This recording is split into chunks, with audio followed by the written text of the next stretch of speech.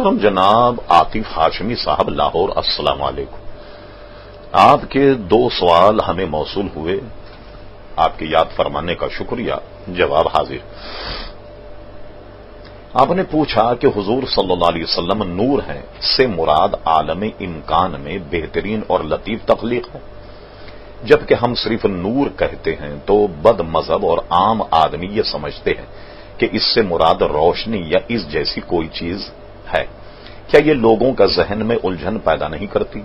دوسرا آپ نے یہ پوچھا کہ امام غزالی نے اسماء الحسنی کی تشریح میں لکھا ہے کہ نور خود بھی ظاہر ہو اور دوسری چیزوں کو بھی ظاہر کر دے، لہذا نور کا وجود ہونا لازمی ہے۔ اسی لیے اللہ تعالی وحدت الوجود واجب الوجود ہے، جو خود بھی موجود ہے اور کن کہنے سے دوسری چیزیں بھی ظاہر ہو جاتی ہیں۔ اگر یہی تشریح نور محمدی کے لیے استعمال کریں تو کیا؟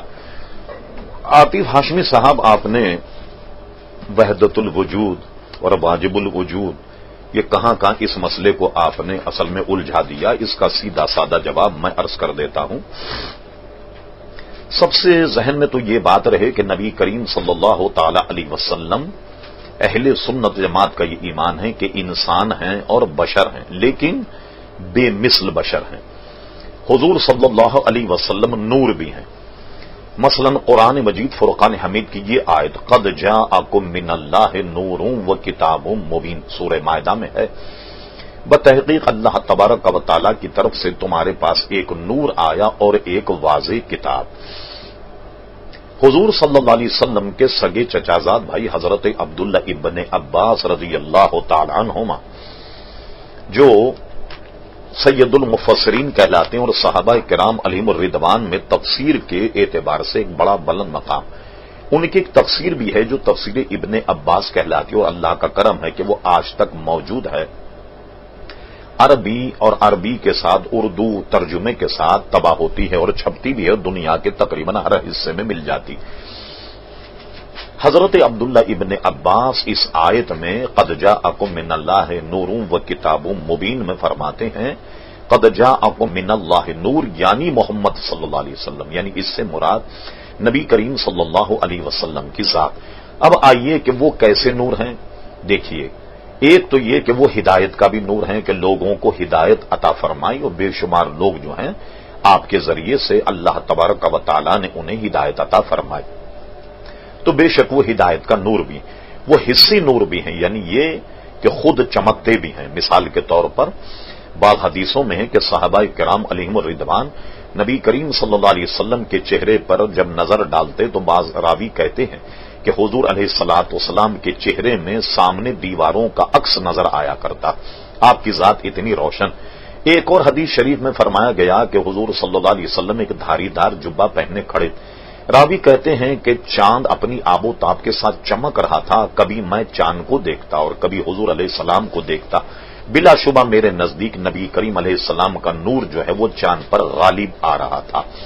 یہی وجہ ہے کہ حضور علیہ السلام کی ذات چونکہ چاروں طرف سے ایسی منور اور روشن ہے کہ حضور صلی اللہ تعالی علیہ وسلم کا سایہ نہیں تھا اور سایہ زمین پر پڑتا بھی نہیں تھا۔ ظاہر ہے کہ جو ذات چاروں طرف سے منور اور روشن ہو، اس کا سایہ جو ہے اس کا پڑھنا ممکن ہی نہیں۔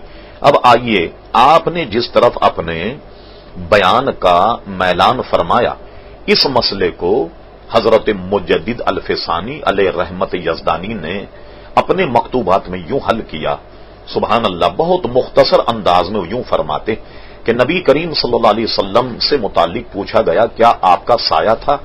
یہ مجدد الفسانی فرماتے ہیں کہ نبی کریم علیہ السلام کی ذات جو ہے وہ لطیف ہے، سایہ جو ہے وہ کثیف چیز کا پڑتا ہے۔ اگر حضور کا سایہ مانا جائے تو ماننا پڑے گا کہ حضور کی ذات کثیف ہے اور سایہ جو ہے وہ شے سے زیادہ لطیف ہوتا ہے۔ اگر حضور کا سایہ مانا جائے تو معاذ اللہ یہ لازم آئے گا کہ حضور کا بدن جو ہے وہ کثیف ہے۔ اب مجدد صاحب فرماتے ہیں کہ جب اللہ تبارک و تعالی نے اس دنیا میں کوئی ایسی لطیف شے نہیں پیدا فرمائی جو نبی کریم صلی اللہ علیہ تعالی علیہ وسلم ہیں، یعنی آپ جو ہیں پوری مخلوق میں سب سے زیادہ لطیف ہیں۔ جب مان لیا جائے کہ آپ سب سے زیادہ لطیف ہیں اب حضور کا سایہ اگر مانا جائے، اب آپ دیکھیے کیا خرابی پیدا ہوگی کہ حضور کا سایہ ماننے میں خرابی یہ پیدا ہوگی کہ حضور کا جسم کثیف ہے اور سایہ لطیف ہے، اور کثیف سے لطیف افضل ہوتا ہے، اس لیے حضور علیہ السلام کے سایہ ہونے کا سوال ہی پیدا نہیں ہوتا۔ اب آئیے کہ حصی نور کے متعلق ایک اور روایت، ابن عساکر نے اپنی سند سے یہ حدیث، یہ روایت بیان کی۔ حضرت عائشہ صدیقہ رضی اللہ تعالیٰ عنہ فرماتی ہیں کہ میں ایک دن اندھیرے کا وقت تھا، علی الصبح، سوئی سے کچھ سی رہی تھی، میں سوئی سے سی رہی تھی کہ اچانک میری سوئی میرے ہاتھ سے گر گئی۔ میں نے ہر چند سوئی کو تلاش کیا مگر نہ ملی۔ میں نے کیا دیکھا کہ اچانک حضور علیہ السلام ایسی ہی حالت یعنی اندھیرا تھا، حضور میرے حجرے میں تشریف لے آئے۔ جیسے ہی آپ نے میرے حجرے میں قدم رکھا، میرا کمرہ اتنا روشن ہو گیا کہ میں نے آپ کی نور کی روشنی میں سوئی کو تلاش کر لیا۔